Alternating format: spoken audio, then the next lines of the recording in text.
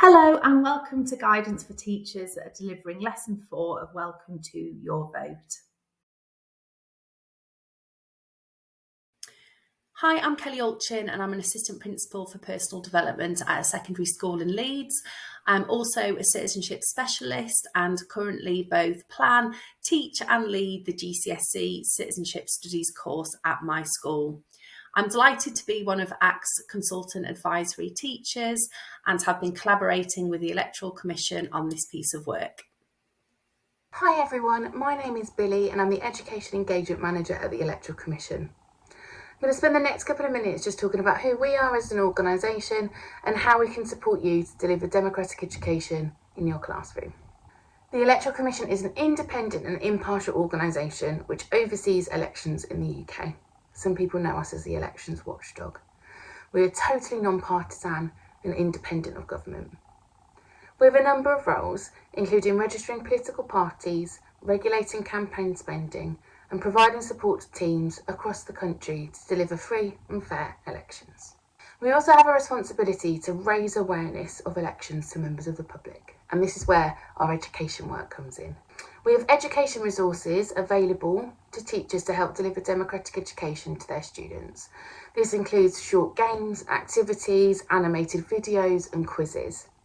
And we have a series of 6 lesson plans, a scheme of work which we're going to run through today, and teachers are welcome to use all of these lesson plans or 1 or 2. Our aim is to be flexible with the needs of teachers. We also host Welcome to Your Vote Week, which takes place every January, where we ask teachers and young people to engage in political education. You can find out more about that on our website. We understand the challenges that teachers are facing when delivering democratic education. So we've collaborated with ACT to provide further support for teachers so that you can feel confident to deliver democratic education to your young people. You can find out more about our roles and responsibilities on our website. Thank you. The focus of this session is to explore the 4th of 6 lessons that make up the Electoral Commission scheme of work, Welcome to Your Vote. The session objectives are to walk through Lesson 4 of the Electoral Commission's resource, Welcome to Your Vote, to explain the key components of the lesson, to look at some approaches that you could use when you're teaching each component of the lesson within the classroom, and to also ensure that students understand what is meant by informed action. Please take a minute to pause the video and read through information regarding remaining impartial in the classroom. For further support on this, please do see ACT's guidance on political impartiality when teaching citizenship. So this walkthrough is looking at Lesson 4, where we're going to really start exploring campaigning. So Lesson 4 campaigning really thinks about that idea of political engagement, about the importance of primary and secondary research when campaigning, and actually what it means, what campaigning actually is, what its purpose is. And again, this is really thinking about how can we influence young people's engagement with voting. Students are going to go on to create their own campaign to try to encourage more young people to register to vote. And it's important that students have that as a focus as they move through this lesson. The first thing students are going to do is a really fun activity called Political Bingo. This works just like bingo would normally, where students have a bingo card and they need to all move around the room and talk to each other and try to find a name for each of the boxes on their bingo sheet. This is what the bingo sheet looks like. So lots of different questions and a clear space for students to write a name of a student that question or that statement would apply to. You can use this as an opportunity to undertake some sort of assessment within the classroom. If you're listening carefully to students' ideas, you should have a good understanding of what students know, what they don't know. Students within the classroom that are particularly confident with this area and have got quite a good grasp of understanding later on, that might help you when you're setting your groups for the campaign. To make this activity a little bit easier or a little bit quicker, you might say to students that they're allowed to use each name twice. They're allowed to maybe ask you, as well as putting their own name down as well. Really emphasise with this activity that yes, it's a bit of fun and it's a chance for students to talk and get to know each other a little bit more. But actually, all of the statements on the bingo sheet relate to political engagement and taking part in the democracy of your own country. So they're either exploring some of that key knowledge or they're referring to things that directly relate to political engagement. So it's really getting students thinking about that so that then they're ready to start thinking about campaigning. Students at this point in the lesson are asked to think about what influences them. This is a topic that lots of young people find quite interesting because it's going to be different for different young people. So thinking about, what influences the decisions we make every day, what influences what you do at the weekend or what you're going to watch on TV. And then asking students to think about if there was an election tomorrow, what would make you vote for a certain political party? So this is what students are going to do, really thinking about that key idea of influence. Again, this will be really important as they create their campaigns because they are trying to influence and encourage people to register to vote. Use this as an opportunity to explore the concepts of power and influence. What is it in society that encourages or influences certain people to act in a certain way?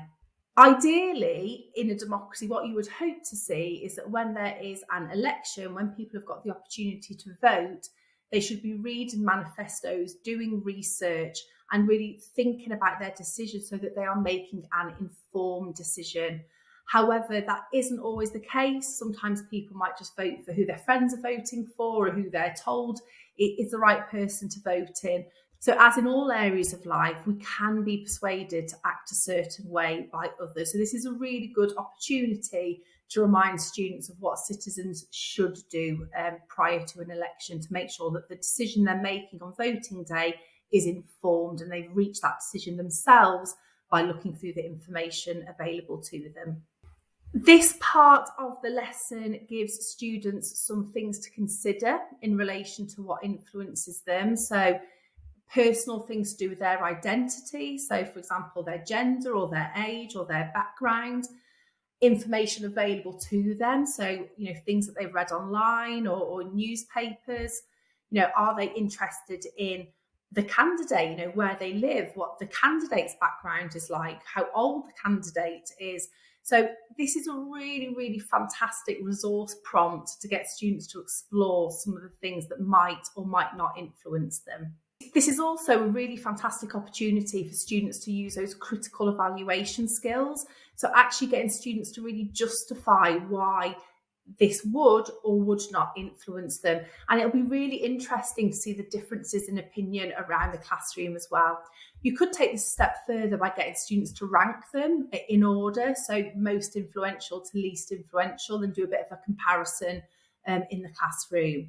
Again, it's really important that students know, and you go back to the idea that different people will be influenced in different ways. No two people are exactly the same, and that's something they're going to need to consider when they run their own campaign. Really clever campaigns will actually target specific people in certain ways. Campaigns that are directed at certain groups of people are going to look very different to campaigns that are targeting others. So making sure that students are aware of that. So all of this can be stored in their brain and ready to be used when they create their own campaign. Students are then going to carry out some of their own campaign research. So they're actually going to collect some data within the classroom that they can use themselves in their campaign. The idea of this is to actually start thinking about what are some of the barriers that prevent young people from voting. And as directed in the lesson plan, in pairs, students will ask each other some questions to try and find out that information. So these are the questions that students are able to ask when they're interviewing each other. So why have you registered to vote? Why or why not? Do you intend to register to vote? What might stop you from registering to vote? 20 minutes is allowed so that actually students have the opportunity to speak to more than one person. And it's really important that they speak to a range of different people, not just their friends. The more ideas they get, the more ideas they're going to have for their campaign. This will give them lots and lots of information. This is a fantastic opportunity to really drive home to the students how important primary research is within a campaign. So primary research is that research that they carry out themselves. And everyone that is going to do a campaign, not just in politics, in all walks of life, any campaign is driven by primary research. You need to know what people are thinking, what people's opinions are, so that you can target your campaign to them directly. So they need to understand why they're doing this. They need to understand the importance of primary research. It isn't just something you do for the sake of it. It gives us really important information that can then be used to shape their campaign.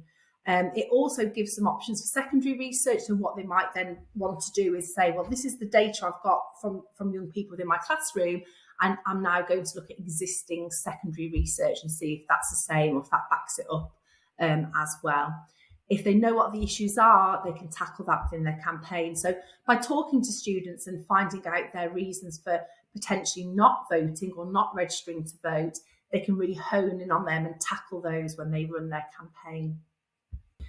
Students are then going to do some campaign planning, so they're going to get into teams and discuss findings and start to come up with that key message for their campaign. So really think about the groupings here. Think back to the starter activity. Who are your more confident students? How are you going to work the groups together so that everyone can be successful and contribute? Encourage students to think about what they got from the interviews and how they could potentially use that in their campaigns. So, for example, were there certain things that were coming up time and time again? Were there really clear commonalities that they might want to focus on for their campaign? And it's an opportunity for students to think about some of the activities or some of the things that could encourage young people to register to vote. Don't forget at this stage to refer back to the lesson plan, which offers lots of further guidance. Also refer back to lessons 1, 2 and 3. It could be that actually that information could be used to make the campaigns more persuasive. We know that in lessons 1, 2 and 3, the theme of democracy was explored.